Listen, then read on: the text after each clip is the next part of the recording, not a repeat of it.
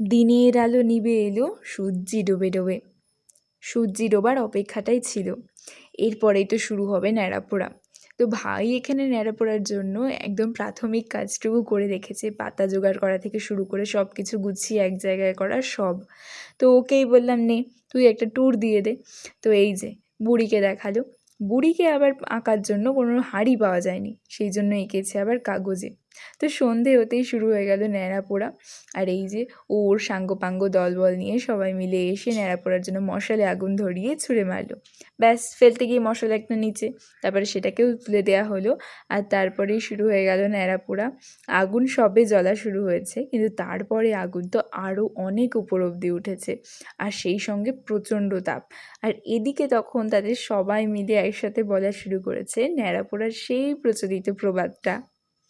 আজ আমাদের ন্যাড়াপোড়া, কাল আমাদের দোল, পূর্ণিমাতে এসে এসে পাতা দিয়ে দেন আর উঠবে না। ন্যাড়াপোড়ায় তো চলছে প্রচণ্ড তাপ আর আগুন, আর সেই সাথে ওদেরকে সামলানোও ভার হয়ে পড়েছে।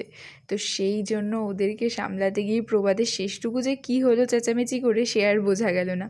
আর এই দিকে আগুন যে একটু কমে কমে যাচ্ছে, এদিক থেকে পাতা টাতা দিয়ে দিচ্ছে ওর মধ্যে, আর আগুন আবার দাউ দাউ করে জ্বলছে।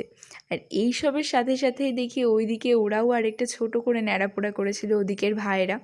তো ওরাও ওইটা জ্বালিয়ে দিয়েছে, আর কিছুক্ষণ যেতে না যেতে ওদের ন্যাড়াপোড়ার আগুন তো একদম কত উপর অবধি পৌঁছে গেছে। আর এদিকে আমাদের আগুন যাতে কমে না যায় সেই জন্য একটা দুটো করে পাতা দেওয়া চলছে এর মধ্যে। আর আমাদের আগুনও জ্বলছে, কিন্তু ওদের আগুনের তাপ আমাদের আগুনের থেকেও ছাপিয়ে অনেক গুণ হয়ে উঠেছে। তো অনেকক্ষণ ওদেরটা জ্বললো, তারপর আমাদেরটাও প্রায় স্তিমিত আলো নিয়ে জ্বলছে। তো আমার হঠাৎ মনে হলো একবার ছাদে গিয়ে দেখি। তো ছাদ থেকেও দেখি চারিদিক আলোয় আলো হয়ে গেছে এরকম। আর তারপর আগুন একদম নিভে এলে সবাই মিলে গোল করে বসে প্রসাদ খাওয়া হলো, আর চললো পরের দিন দোলের দিনের প্ল্যানিংটুকু।